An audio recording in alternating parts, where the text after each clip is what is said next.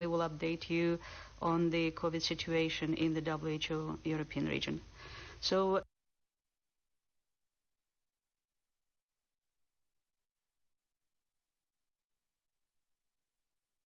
your experts today, as usual, we have with us Dr. Hans Kluge, WHO Regional Director for Europe, and he is joined by Dr. Siddhartha Datta, Regional Advisor and Lead of the Vaccine Preventable Disease and Immunization Program at WHO Europe. We also have online with us Dr. Catherine Smallwood, Senior Emergency Officer at WHO Europe. We have an hour for the briefing, and we'll start as usual with a very short statement from Dr. Kluge, and we'll leave a lot of time for your questions. Dr. Kluge, you may begin, please. Thank you, Luba. Hello everyone and welcome to our regular press briefing. Globally, over 63 million COVID-19 cases and more than 1.4 million deaths have been reported to WHO. There have now been over 19 million cases and over 427,000 deaths reported in the WHO European region, with over 4 million more cases in November alone. Last week, for the third consecutive week, the number of new cases reported declined, this time by 13%. But despite this reduction, the region still accounts for 40% of new global cases and 50% of new global deaths, as almost half of the countries within the region continue to show an increasing trend. In week 48 alone, over 35,000 new deaths were reported from across the region. Whilst we are seeing a slight decrease in the number of cases in Western Europe, this does not mean the entire WHO European region faces an improvement in the epidemiological situation. The resurgence is moving eastward, with the hardest hit countries now in Central and Southern Europe. These reports are of grave concern, a stark reminder of the fact that the vast majority of us remain susceptible to the virus. Seroprevalence surveys suggest that in most countries, less than 1 in 10 has been infected with the virus. This is a time for responsible leadership. To those countries seeing a decline in transmission, use this time wisely. Consider scaling up the public health infrastructure and preparing for the next surge. Ask what can be improved to help us manage better in the future.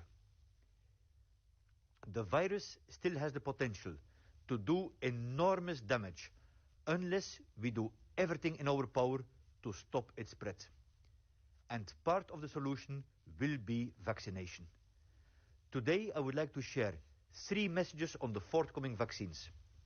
First, and undoubtedly, the promise of vaccines is phenomenal. The reward is potentially game-changing. With more than 200 candidate COVID-19 vaccines under development, the future looks brighter. That is why I welcome news of the interim results of several candidate vaccines in recent weeks. As of today, more than 50 candidate vaccines are in human trials. The more candidates we have, the more opportunities for success. Vaccines combined with other public health measures bring the end of an acute phase of the pandemic and the rebuilding of economies within reach. But this is only possible if we ensure that no one is left behind and all countries and communities can reap the benefits of access this life-saving technology. My second message: preparedness is key. To assure that we reap the full reward of those vaccines, we need to have plans in place. Taking immediate stock of the status of our preparedness now, in advance of the arrival of vaccines, is absolutely essential. At WHO, we are working with countries to strengthen their readiness for vaccine introduction, their cold chain capacity, vaccine safety monitoring, communication and community engagement. With supply expected to be very limited in the initial stage of delivery, all countries must decide who should be vaccinated first to maximize the impact of limited doses in reducing the burden of disease in each country context. Our recommendations are that health and social workers, adults over 60 years of age, and residents and staff of long-term care facilities should be prioritized for access to COVID-19 vaccines in the context of a limited supply. We acknowledge that depending on vaccine availability, disease epidemiology, and the size and proportion of each priority group, countries may decide during the initial stage of immunization to prioritize more than one group at a time. And thirdly, community acceptance and demand is pivotal to the success of any vaccination plan. Behavioral insight surveys conducted among several European countries in recent months indicate that up to half of people in some countries are unsure about vaccination against COVID-19. It is not unusual to be concerned about vaccination. It is understandable. This can be expected in the current circumstances, in which much is still unknown about which vaccine or vaccines will eventually be licensed, when they will be available, and potential side effects, if any. I urge you to seek reliable information from trustworthy sources. Don't be part of a misinformation infodemic. Vaccination saves lives. Fear endangers them. All information and data from the clinical trials will be thoroughly assessed for quality, safety, and efficacy by national regulatory authorities before a vaccine is licensed for use. Such established mechanisms have been in place for decades to ensure the quality and safety of vaccines used to protect children in Europe against diseases including polio, measles, and diphtheria. So the promise of a vaccine is great, but its full potential will not be realized without strong preparedness and community acceptance. But let us also be clear, the vaccine is not here today. Not everyone will receive it when it arrives. Therefore, it is imperative that we continue to practice basic protective behaviors, such as mask wearing. We have seen progress made in Europe over the last number of weeks, with the application of measures which, however difficult, have reduced case transmission. We must remain vigilant to maintain this progress, to protect ourselves, our loved ones, and our health workforce. Thank you. Thank you very much, Dr. Kluge. We will publish the text of Dr. Kluge's statement on WHO European website in about an hour. If you need it urgently, please send an email to the contacts including in the media invitation, and our team will send it to you urgently. Now we can open the floor for questions, and we'll do it via Zoom only. So you'll just have to press your raise hand button. I'm getting some raised hands online and some questions submitted in advance, and I'll try to combine and alternate both lists so that everybody has a chance to raise a question. And let me start with the written questions. The first one comes from Linda Kennedy. She's representing International Broadcast Agency Future Story News. And the question is the following. I'm reading the original version.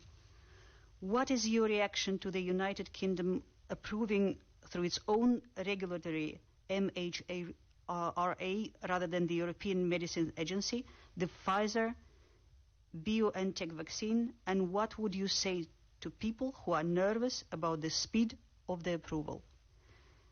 It's mainly a technical question, so I'm looking at Dr. Data. Dr. Data, can you help with the answer? Thank you so much, Luba. Thank you, Linda, for that question. So let me then break this answer into two different parts. The first part would be, as you have heard Adi say earlier, the national regulatory authorities of a country will review the different elements of a system before they make the vaccine license for use. Their safety, efficacy, and quality of the vaccine. That is what the UK's National Regulatory Authority has done yesterday with their evaluation. We have learnt about it and we acknowledge it. We are also aware that the Pfizer vaccine, the vaccine developers have also submitted the papers, the documents for assessment to the European medicine agencies. These are done over a period of time through a rolling review. That means you don't have to wait until the final results are being made available. This process of rolling review provides an opportunity to quickly review this information before the final decision has been made. But finally, if I can put the other part of it, this confidence on the national regulatory authorities is quite important, given that the population who will be the final taker of this vaccine will need to be instilled trust on the decision being made. And that robust process of looking into the data for the safety, efficacy, and quality is extremely critical moving forward for the vaccination program. Thank you very much, Dr. Datta. I'll take another question from the list submitted in advance. Oskar Gorzinski from the Polish Press Agency, who is following us regularly, is asking, several European countries have already announced their vaccination strategy. The approaches to which groups will have priority in accessing it in the early stage vary slightly. Are there any WHO guidelines or pointers with regards to what the strategy should be? And I'll ask Dr. Hans Kluge to kindly answer that question. Right, very actual question. So WHO has since a while developed a so-called allocation framework to prioritize certain groups, which coincides with about 20% of the population of a country, the top priority being the health and social care workers, about 3% of the population. Then people older than 60 years, and then people with what we call comorbidities. It means several diseases, usually chronic diseases, non-communicable diseases, at the same time, which lowers the immunity. The COVAX facility is very committed that when the first vaccines will be available, that there will be no difference between the countries which have subscribed to the COVAX facility, that those priorities which will be adhered to. Obviously, I was mentioning in the statement, it depends also on what the country decides, but we do see, I believe, a growing consensus across and among the countries that those are the priority groups. Thank you. And I'm looking now at the list of journalists online. We have Gunilla von Hall from Svenska Dagbladet. Gunilla, can you unmute yourself and ask your questions, please? Yes, can you hear me?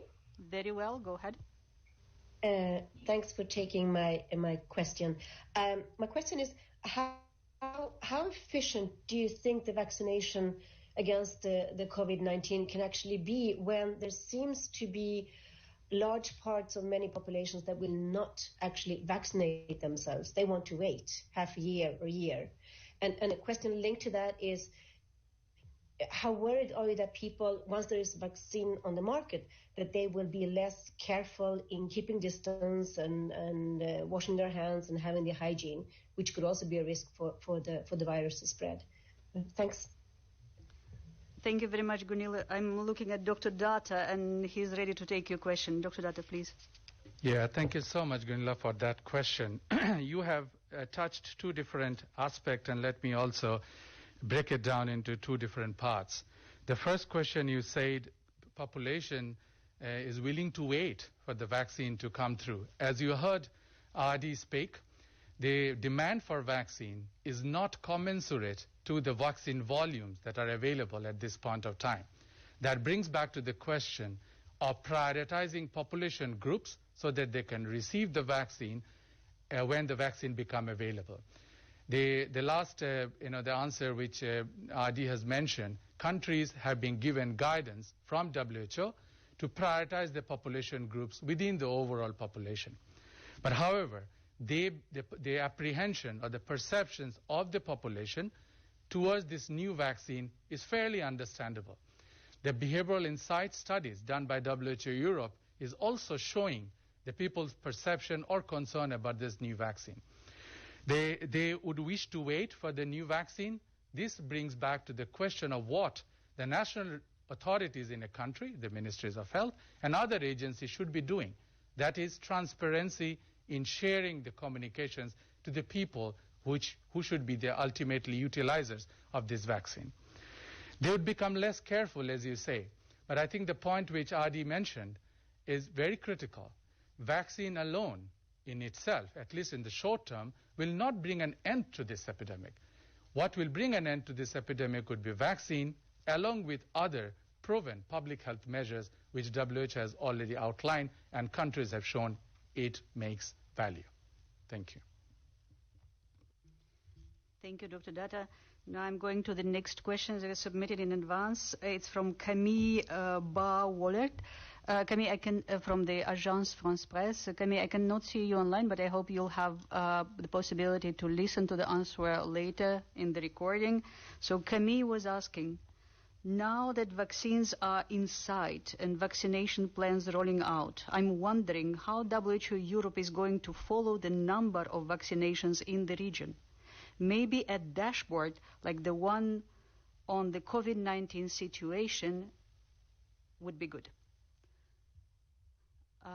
Dr. Datta, please.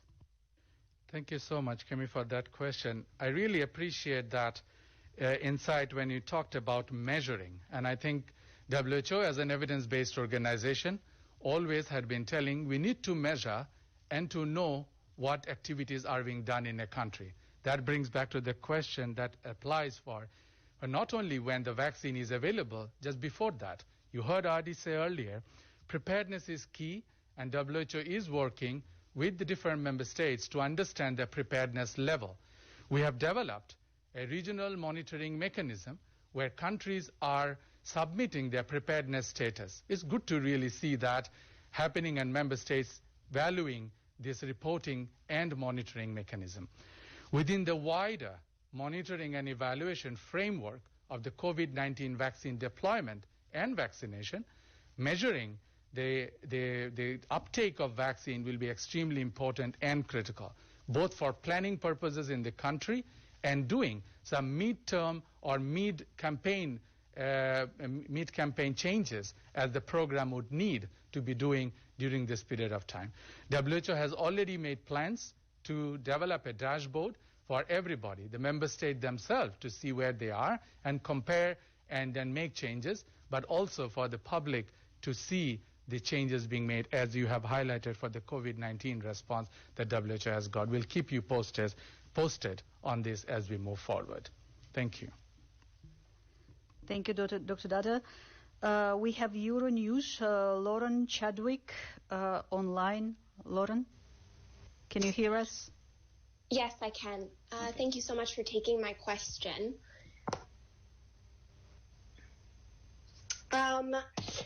WHO earlier this year had dismissed immunity passports for people who have already had COVID-19. But as we're seeing vaccines emerging, could you talk a bit about what your view is on a future vaccination passport for populations or for travelers?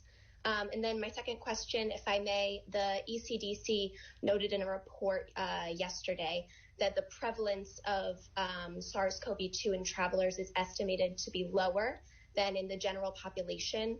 Do you support testing at airports and for international travel, especially when transmission is not at the same intensity between countries? Thank you so much. Thank you very much, Lauren.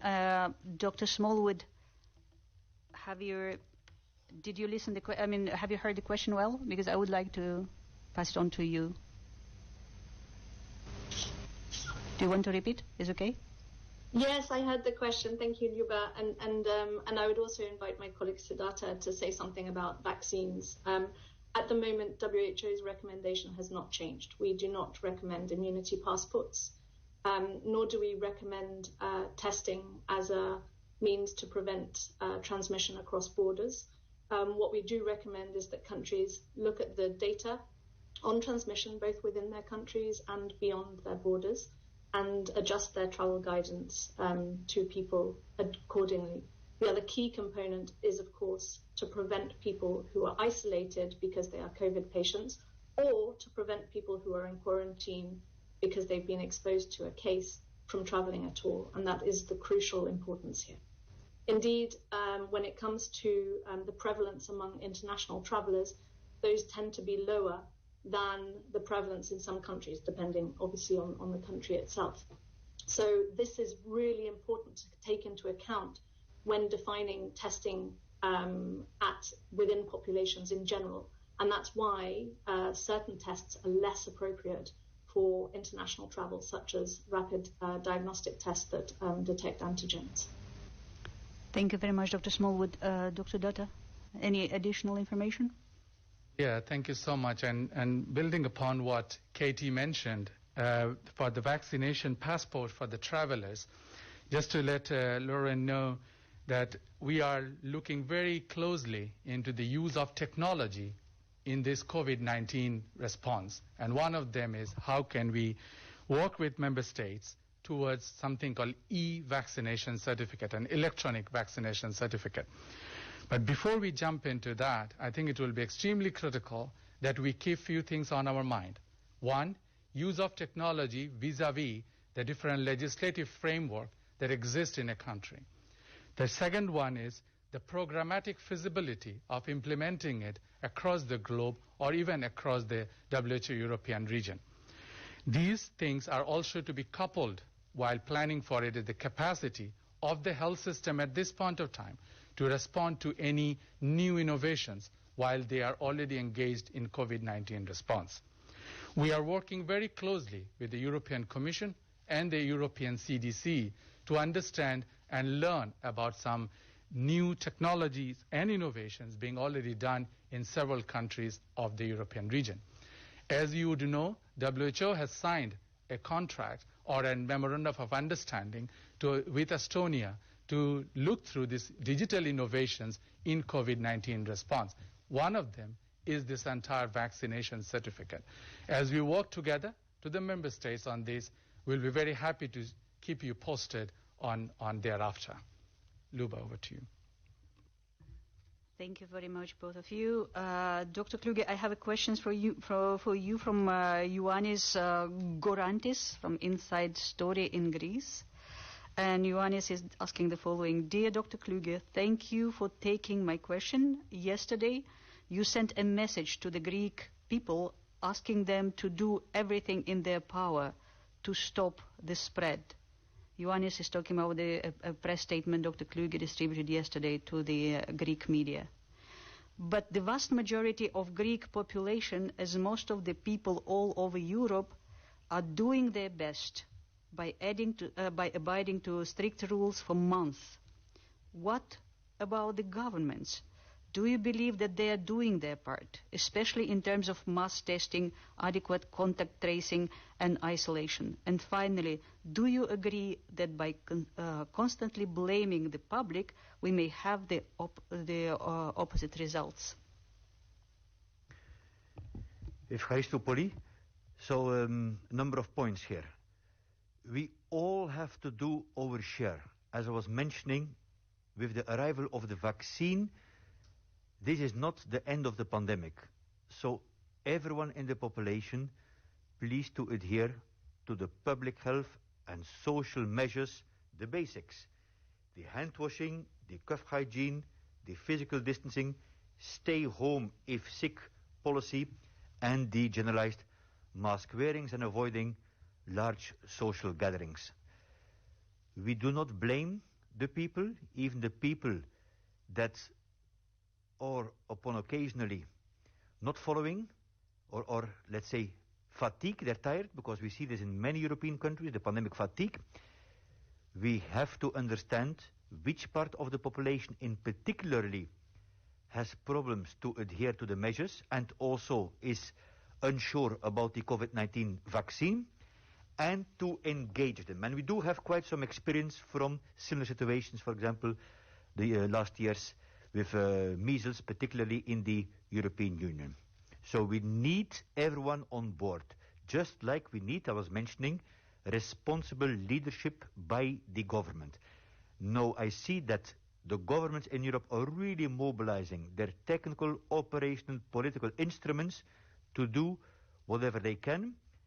And on the daily basis, I am talking to ministers, prime ministers, presidents, recently with Minister of Health, Vasilis Kikilias, who also came during the pandemic crisis to Copenhagen to further strengthen our collaboration, and now developing also together a national vaccination plan. Finally, I want to thank and express my great admiration to the Greek people. The Greek people have done a lot, but this is the time. We're almost there, but still we need the next months to stand together to protect ourselves, but also the families around us. Very much, Dr. Kluge. We have Esmir Milovic from N1 TV Bosnia with his questions online. Esmir, can you unmute yourself, please? Yes, thank you, Luba. My question is probably for Dr. Kluge, but also for Dr.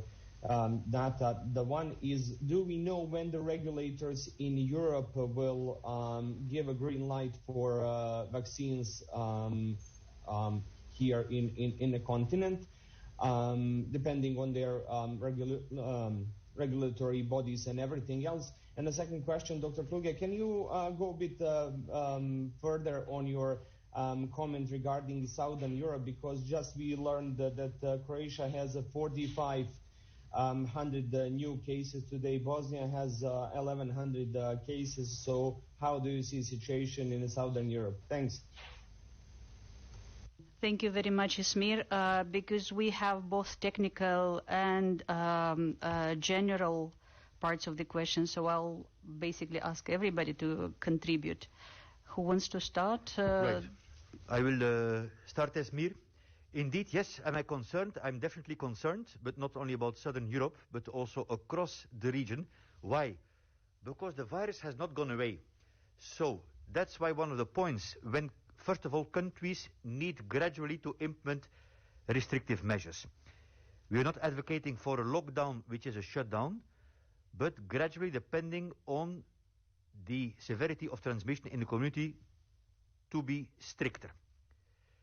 At the same time, what we learned since March is when governments are putting some kind of lockdown to do a mitigation of the risks for collateral damage. Mental health, domestic, gender-based violence, people losing their job, they need microeconomic support, children with disabilities, and so on. And we do have frameworks.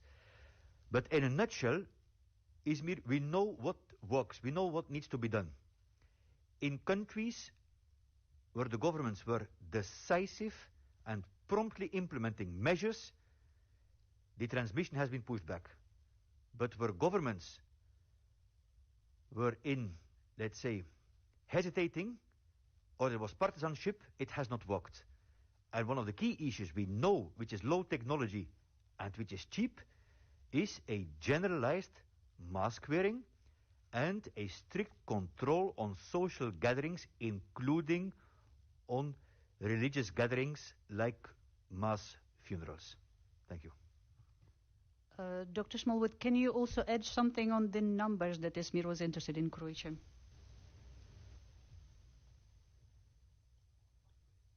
Yes, thank you very much, Izmir. As the regional director highlighted, the whole epidemiologic situation in Europe remains fragile. We cannot say we're in a stable situation across the whole region at the moment. But what we have seen over the past few weeks is that mainly in Western Europe, where we saw a very significant increase in transmission earlier, that the restrictive measures that were brought in, some of them really quite robust, have brought down the numbers of cases, have brought down the numbers of hospitalizations, and have brought down the positivity of positive tests recorded on a weekly basis.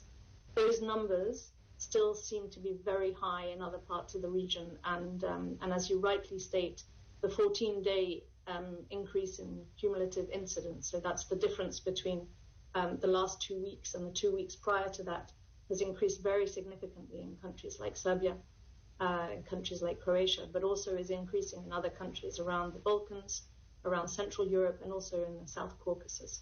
So this is a cause of concern. We're looking very closely at the hospitalization rates as well that are continuing to increase, and the numbers of deaths that are being recorded for COVID-19. So this means very much, as the regional director says, we need to be comprehensively much better at collectively implementing the public health measures and social measures that are already in place. As we've noticed, there's a lot of fatigue, there's a lot of lax implementation, and we need to remind ourselves that this hasn't gone away, it won't go away, and over the Christmas and winter holiday periods, there's a potential, a very real potential of it becoming even more of a problem as people try to gather in their families, as communities, and in religious congregations. So now more than ever is the time to implement what we need to do individually, but also at a collective level. Thank you. Thank you, Dr. Smallwood. Dr. Datta, do you want to conclude on that? Yeah, thank you so much, and thanks, Asmi, for that question. So I will be providing you some information on the regulators part that you have outlined. So you have asked us a particular date, and just to let you know that the context is that the regulatory authorities will need to really take some time to review very closely of all the three different elements that I have mentioned in my earlier reply: the safety of the vaccine, the efficacy of the vaccine, and the quality of vaccine. European Medicine Agencies, who is the authorized regulatory agency to take care of the decisions on behalf of all the EU and the EEA member states, as we have learned or have heard from European Medicine Agency yesterday, they sometime during this month, they will be reviewing and these information and making a decision. However, in the same context, the evaluation of the Pfizer vaccine, which was done by the UK's National Regulatory Authority, both WHO and European Medicine Agency have reached out to the UK for sharing of this information. This is extremely important that we do see the value of having a rolling review of the results of this vaccine and other vaccines as well, which is coming up, so that we can reduce the time taken for vaccines for license to use. The last part would be, I think it is important that we send the message out that this decision is a big decision by any of the national regulatory authorities, because it will instill trust in the system and all the population who will be receiving this vaccine. So it's extremely important that this process is robust, process is based on evidence, and a decision is being made and shared in a transparent mode. Thank you. Thank you so much for a comprehensive answer. And now we, just a small note for Roland Menthorpe and Stefano Valentino. Can you please add your media title outlets, because I cannot see if you are media representatives. If you cannot do it on Zoom identifier, please send them by chat. I'll check the chat. So now I'm taking Tony Waterman from CGTN. Tony.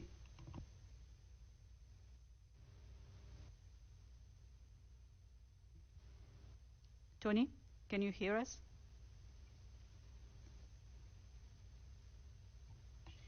Okay, I can now. Thank you very much. I just wanted to touch base again about the UK approval, because some have suggested that it was hasty in approving the Pfizer-BioNTech vaccine, including the former head of the EMA. And I wonder if you think that the approval was hasty, and even if you don't, if there is an appearance for the public of swiftness in this approval, if that is going to end up undermining one of the pillars of vaccination, which, as you've mentioned, is instilling this trust and confidence in the vaccine itself. Thank you. Tony, thank you very much. Dr. Datta, I think you already mentioned something, but if you can answer Tony's question. Yeah, thank you so much, Tony, for asking that question. The use of vaccine in the UK for all childhood vaccine and non-childhood vaccine is ongoing for several decades now. The regulatory authority in the UK has been making the decision on use of the vaccine in a country based on the vaccine characteristics for safety, efficacy, and quality for several decades now. The process of using a vaccine or authorizing a vaccine for use in a country is done very routinely by the regulatory authorities in every country in the globe, including the UK. As we have taken a note of the decision being made by the UK's National Regulatory Authority, WHO is also in touch with European medicine agencies and also the UK's authority to understand the decision-making process. The process was shared. The decision-making process was shared also with the general public and also with the healthcare professionals on the different modalities that were being assessed and the final decision being made by the regulatory authority of UK yesterday. Okay, thank you very much. Now we have Stefano Valentino from Vox Europe who wants to ask a question. Please, Stefano. Yeah. So yeah, I would like to follow up on the safety and trust issues. So as you know, the contracts signed by the European Commission and the pharmaceutical companies, they provide for governments basically to cover damages produced potentially by side effect of the vaccines. And these pharmaceutical companies wanted to have this provision in the contract saying precisely that the vaccine were developed very fast, and then they don't want to be responsible of the effect of the fact that the vaccine was developed so fast. So don't you think that this provision as such doesn't really build great confidence in people? And secondly, I heard by many experts that around the world there is not enough manufacturing capacity to produce vaccines for everyone, that if you want to produce vaccine for everyone, basically we should stop producing any other kind of drug and vaccine. And on the other side, there is no agreement between COVAX and pharmaceutical companies about the waiving of exclusivity on licensing. And so combining the limited manufacturing capacity and the fact that there is no sub-licensing agreement, don't you think that this will make pressure and the price will not be so low enough to make the vaccine affordable for everyone? Thank you very much, Stefano. I think it's because it's in continuation with the previous question. Maybe Dr. Datta can help. Please, Dr. Datta. Thank you so much, Stefano. You had several components in your question. I will try to see if I can cover. The first thing, let me tell you, you talked about at the end about affordability. WHO, as a part of its global solidarity, has been telling from the day one that irrespective of a country's income level, irrespective of where a population stays in a country, the vaccine, COVID-19 vaccine, which is a global public good, should be available for everyone. And I think that stands and remains our pillar. You talked about manufacturing capacities. Indeed, the demand for this vaccine, as you also have heard RD say, is not commensurate to the vaccine production volume. Within the COVAX facility, one of the mechanisms is to work with the manufacturers and different vaccine developers to see that the capacity production volumes are being enhanced. Within the COVAX facility, it entails to achieve 2 billion doses by the end of 2021, which will be linked to the 20% of the global population volume, which RD mentioned earlier.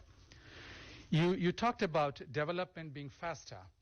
This is an unprecedented effort being made by the global vaccine developers and the manufacturers to develop a vaccine so that this could be added as one of the tools to bring an end to the acute phase of the pandemic. But that does not necessarily mean cutting corners. All the phases of development of a vaccine, including assessment of the safety and efficacy, is being followed. The regulatory authorities in any country and any agencies are playing that big role. So you talked about liability, covering of the damages by a country. We are working very closely with several of the member states to understand two different perspectives of this process. One, we all have to understand that this is a novel vaccine using several different platforms which has not been used regularly in the immunization program. There is a discussion with the ministries of health and also within the ministry, the legal departments, to understand how this process can be fastened and given a trust which is needed for the population for each and every aspect of that vaccine. Going into the liability per se, the vaccine use by the licensure by the National Regulatory Authority, linking it to the vaccine safety monitoring in a country when the vaccine is being licensed for use, will play a big role. Each and every country in the region, WHO European region, have got something called putting a process in place for causality assessment, assessing the causality of any safety events that may happen. So just wanted to put in the finally would be this liability covering of damage will allow WHO and member states to work together within the COVAX facility and address it. Thank you, Dr. Datta. We have Bloomberg Online, Corinne Gretler. Corinne, can you hear us? Thank you so much. I have a question on your vaccination dashboard, just to get an idea of what exactly will be available. Will the data collected include subcategories like age, like professions like healthcare workers or nursing home residents, which vaccine it was? Will there be vaccination rates net and per capita, and links to government sources? Just kind of an idea, because I know everyone else is preparing, but so are we in the news business. Corinne, thank you very much. A very important question. Dr. Datta, if you can help. Thank you, Corinne, for that question. At this point of time, what we can say is within the wider monitoring and evaluation framework for the COVID-19 vaccine deployment and vaccination, obviously there will be a desire by the global community to understand quickly a few things. Number one, which are the population groups that a country is prioritizing when the vaccine doses are limited? And then what is the vaccination uptake in that population, in those population groups when the country starts implementing the vaccine? Moving into your subcategorization of the population groups is, I'm sure each and every country will look into it much more detail, because that is where the action will happen. If any changes have to be done in the vaccination strategy, that is where those information will come handy. I also understand and appreciate the global appetite to learn further on this. We have to also be cautious that the health system should be able to detect and to enumerate these different subcategories and then provide the information. We are working with our member states on two different fronts with the vaccine dashboard and the vaccine data. One is, what are the information that would be needed for policy and planning purposes? The other one is, what is needed to make implementation effective? The resident care facilities and the health workers at risk and people more than 60 years, as you have heard RD say, these are the priority groups, and we will be monitoring that information very closely. And as the system matures, I think the other different elements will be added onto it. Thank you. Thanks a lot. Dear panelists, we have 15 minutes to go and 3 more questions. I can see Roland is online and he added his media title. Thank you very much, Roland, but I cannot see your hand. If you're still interested, please raise your hand. Now we have Karen Wolfson from World Health Alert Crisis. Karen, if possible, a very short question. Karen, can you hear us? Unmute. Can you hear me? Very well, go on, if possible, very short. You can hear me now? Very well, go ahead, Karen. Okay. My name is Karen Wolfson from World Health Alert Crisis. Good morning. The vaccine development is very positive. However, given the acceleration of COVID-19 with over 12,000 deaths reported in the last 24 hours and reaching a tragic 1.5 million deaths worldwide today, first of all, do you think the WHO should be course correcting? Given the data, it shows that schools are the overwhelming drivers of the second wave, with infections in 10 to 18-year-olds in particular. And a teenager died in England yesterday who had no underlying conditions. I mean, there's more than one, but that was yesterday. Transmission in schools, should they go on to remote learning? That's what the WHO originally said. And the virus is currently running wild in UK schools. Do you think the UK should course correct in order to underline where there is community transmission that 10 to 18-year-olds should go onto remote? It's causing a great deal of stress for many, many children all across the UK, many parents who are threatened with fines if they don't send their children into school because they're worried about COVID. And many children Karen, I'm very sorry, I have to stop you because we have only 10 minutes to go. So we understood the question and we'll answer it right away. Thank you so much. And I'll let Dr. Kluge start and then Dr. Smallwood, if you have anything to add, please. Very actual point, Karen. And good morning. Thank you for joining us. So the advice has been to try to keep schools open as long as possible. But there is more and more evidence indeed, and we have been putting this out consistently, that the primary schools in particularly are not drivers but followers of the transmission. But as you are telling yourself, with secondary schools, with universities, the picture is different. The key issue here is that schools are not a biotope standing on itself. And I think you also mentioned this. It depends a lot on the transmission in the surrounding community.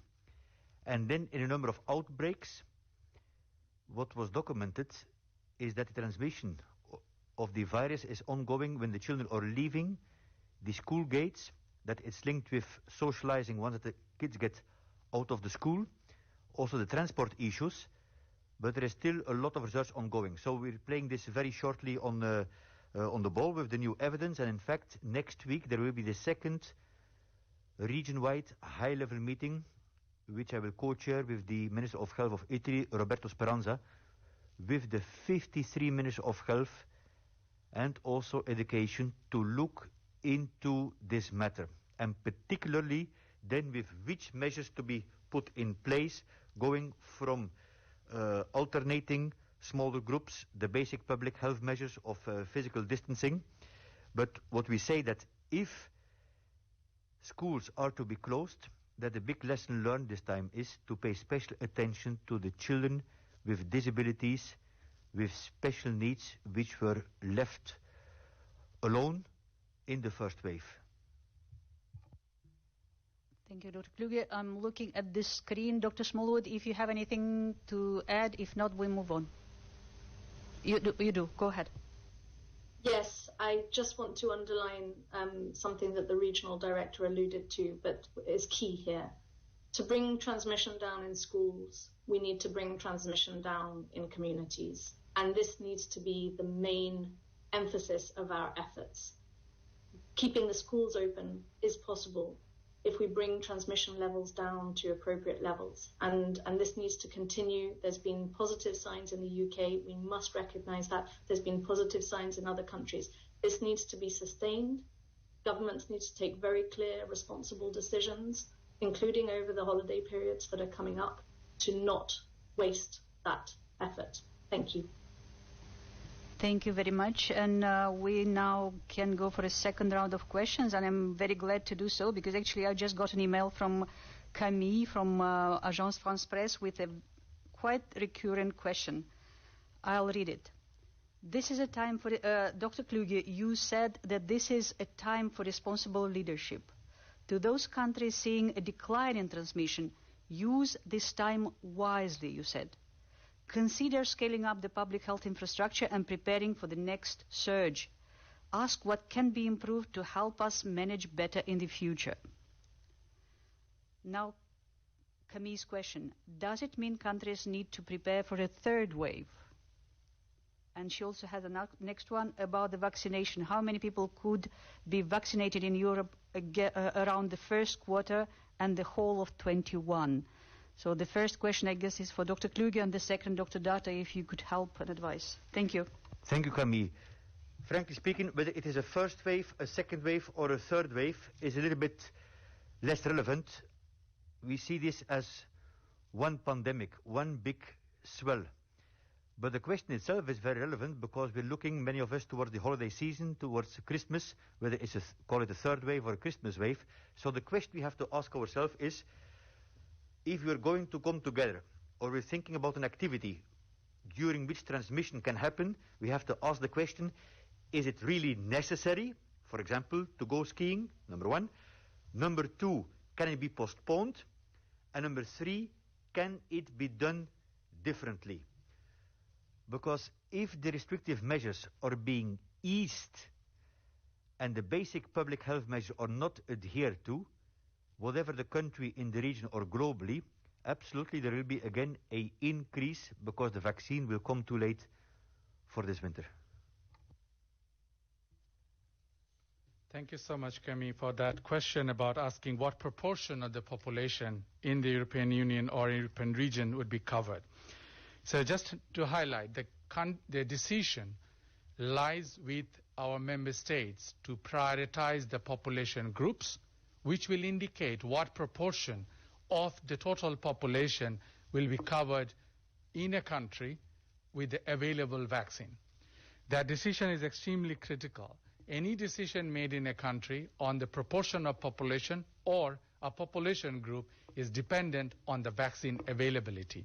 As vaccines become available in tranches, as you have heard the RD speak earlier, this will become much more clearer for us to assess what proportion of population will be covered in the initial tranche and then in subsequent terms. We would not be able to give you a specific number at this point of time, but as we engage further with our member state to understand their priority groups, we'll be able to estimate. Given that 20% of the population is expected to be covered through to the end of 2021 globally, that also includes the WHO European region, through the COVAX facility, that is a number we are all working for planning purposes, while we understand for implementation will differ by country, and that will be a task for both WHO and other partners, including the member state, to come together to make that assessment. Thank you. Thank you both. I think we've now closed. We don't have any more questions online or in advance, so I think we can close our press briefing now. Thank you, everybody, for participating. But before we close, a small note for the journalists. We will post the video of this briefing on our YouTube channel. It may take a couple of hours or so, but if you need it urgently, please send us an email to the addresses provided in the invitation, and we'll transfer the file to you in a different way.